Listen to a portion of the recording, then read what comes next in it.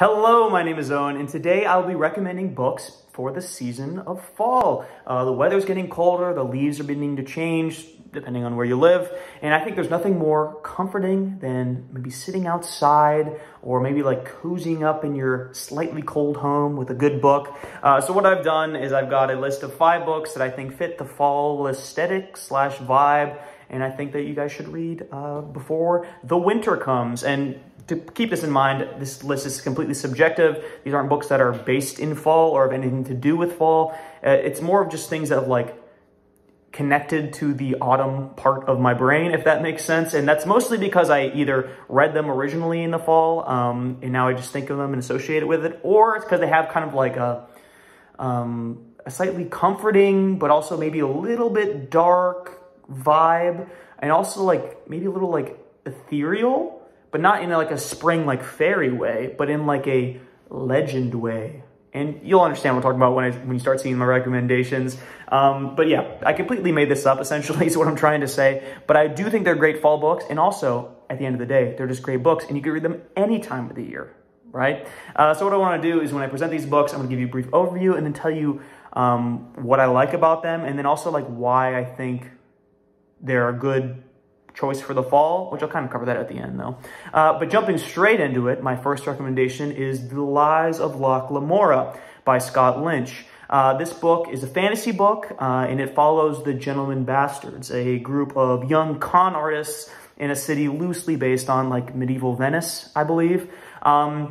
The leader of this group is Loch Lamura. He's very like charming, like almost like Sherlock Holmes level of intellect, and like super good at manipulating people. And if you like heist books or heist stories, as well as like found family stories and just like action and political intrigue and manipulation, it's all there. Like I said, it is a fantasy novel, so it does take place in like that aesthetic, and there is like magic, but it's kind of like a more subtle, like softer magic, so it's not super overt. None of the characters use magic, it's just kind of like it exists in the world. And basically for how the plot goes is these group of con artists, like they're conning like the upper elite of the city, and then all of a sudden a new player enters the criminal underworld, and what's gonna happen? It's a great book. It's a fantastic book. It's on a lot of people's like fantasy recommendation lists. It's part of a series right now. There's 3 books out. Everyone's hoping for the 4th, but you know, fantasy authors, right? They like to take their time. Because we can't ever get a series, unless you're Brandon Sanderson, you can't ever get a series completed. That's just the curse, right? Moving on to my second recommendation, we have The Grapes of Wrath by John Steinbeck. We're going into the classics. If you don't know what this book is about, it takes place during the Great Depression. Specifically in the Dust Bowl, it follows the Joad family. And basically it follows them through all of the economic and personal and nature hardships that they have to face in their lives at this time, and it basically follows their journey to California.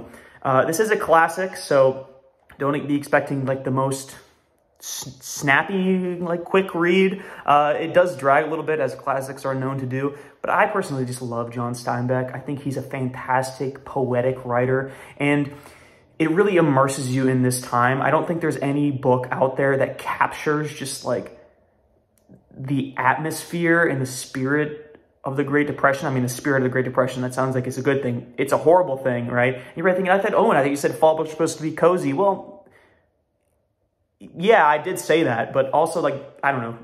It just seems to fit it for me, you know? Nothing screams fall like crippling economic depression and death of your family members due to like starvation and just being poor, you know? Nothing screams fall like that.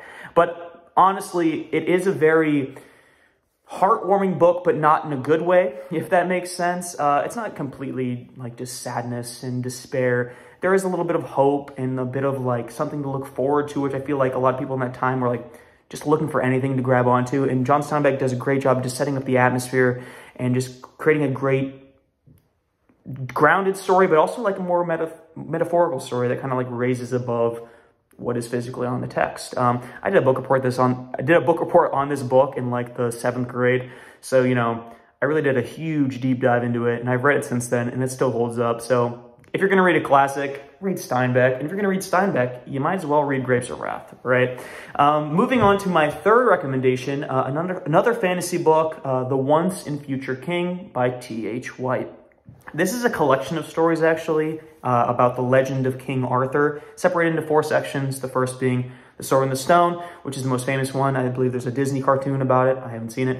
The Queen of Air and Darkness, The Ill-Made Knight, and The Candle in the Wind. The first one is the classic, you know, Arthur's a boy, Sword in the Stone, pulls it out, oh, you're king. The second one is where it gets a little bit weird. That's where, like, his mother comes in and, like, seduces him. The third one, Ill-Made Knight, is Lancelot. Fourth one is, like, the closing of, like, the King Arthur saga. Personally, I think the last 2 are the strongest, Ill-Made Knight and Candle in the Wind, just because I think the characters at that point are more established. Sword in the Stone is good. Queen of Air and Darkness is kind of confusing, but you got to read them all just to get, like, the full picture.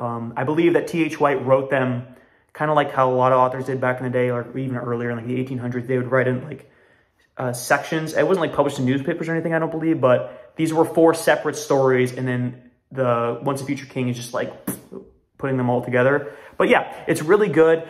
There are, like, moments where it drags. It is a little boring. It was written in, like, the mid-1900s, like, or maybe, like, in, like, the late 30s, early 40s and stuff like that. So it's not the easiest read. It's similar to The Grapes of Wrath. However, it is a very, kind of what I was talking about earlier, the etherealness of it. Obviously, it's the legend of King Arthur, but it does very much capture that vibe of, like, being so, like, ingrained in our culture and history, but it's not real, but it feels like it could be because it's such a well-known story. And it feels like it could have been written thousands of years ago, but it was only written like 80 or so years ago. But T.H. White does a great job of, like, translating the ancient Arthur legend to a more modern day sense while still keeping it classical and legendary and stuff like that. It's not the best book you're ever going to read, but why am I recommending it then? Because it fits the fall aesthetic, and I still liked it, okay? I'm not doing a great job of selling this book, but that's fine. Moving on to the 4th recommendation, coming out with my favorite book of all time, The Stand by Stephen King. Now, I know what you're thinking. This is a book about the pandemic. What is wrong with you? We've had enough of this, right? However, this pandemic was worse. Captain Trips, it basically ends the entire civilized world, and then the book follows, like, the group of survivors just trying to, like, survive essentially the apocalypse, like the collapse of society. Obviously, it's Stephen King, so there is a little bit of magic and weird stuff going on. You know, you got Randall Flagg, who's also, like, the villain of, like, the Dark Tower series, and he's, like, a weird magic guy. He's the walking dude.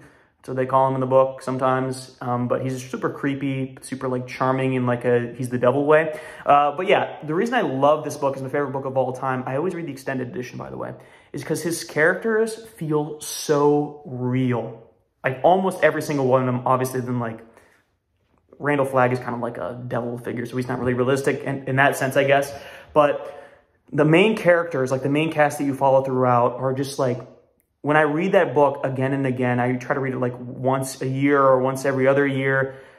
They make decisions that I would make in this crazy scenario. In the crazy scenario where I happen to be immune to a virus that kills, like, 90% of the world, and I was, like, in New York City, I would do what this character did. Or at least I understand the crazy decisions they made. Like, some character does something that's not very moral. However, Stephen King writes it in a way where you're like, I completely understand what his thought process was, why he was doing that, and I empathize with him so much. And also, Stephen King is just, obviously, he's, like, a legendary writer, but he's able to, like, take the perspective of completely different people and really sell you on, like, as if, so for example, there's a character, like, who's, like, a scientist and, like, super smart. When you're reading, like, his dialogue and, like, his maybe, like, perspective on things, you would think that Stephen King actually knew this stuff, but, like, it's not real. So, like, there's no way he could actually know this, but he's such a good writer. He really immerses you and you, like, believe all of the characters. You know where they're coming from, and you just believe that they are real.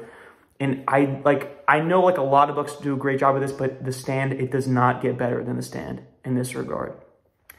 Finally, to wrap up my fall recommendations, we have The Lines of Oursan by Guy Gavriel Kay.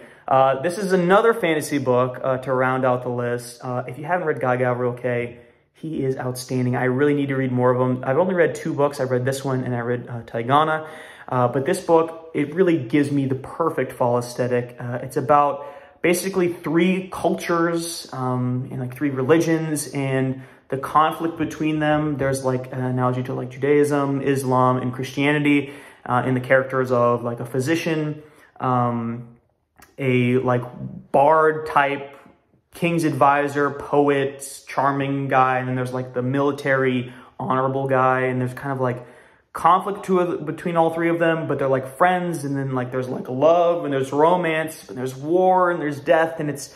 Guy Gabriel Kay is a poet in writing like his prose and stuff like that, and I can't think of a better way to describe it. It's just so beautiful, and if you haven't read Taigana, it's exactly the same there. The way that he writes is, the characters feel grounded and realistic, but it goes back to that ethereal vibe I said at the very beginning. It's just like, it's just beautiful. And like when you finish the book, like I was like crying because it was like sad to me. I mean, it's probably sad to most people. I don't want to spoil it, obviously, but it's just beautiful. And like, it just transcends the whole story to like something beyond a story, if that makes sense. And it's something that really sticks with you, and it's something that's powerful, and it's beautiful, and it's tragic.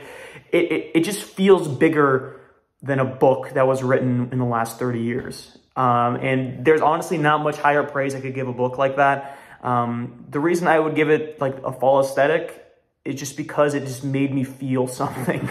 And that's honestly like the common thread between most of these books, is that while some of them are like more exciting, more dynamic, more action-packed than others, like comparing Lies of Lamura to The Grapes of Wrath, they all are grounded in emotion, I guess, is why I chose them for like the fall aesthetic. Because at the end of the day, even like The Once and Future King, like it made it sound like I didn't really like the book when I was pitching it, but it did make me feel something by the end of it, and there is like meaning there, and it is just a little bit bigger than being a book, which I feel like fits the fall aesthetic pretty well, in my opinion.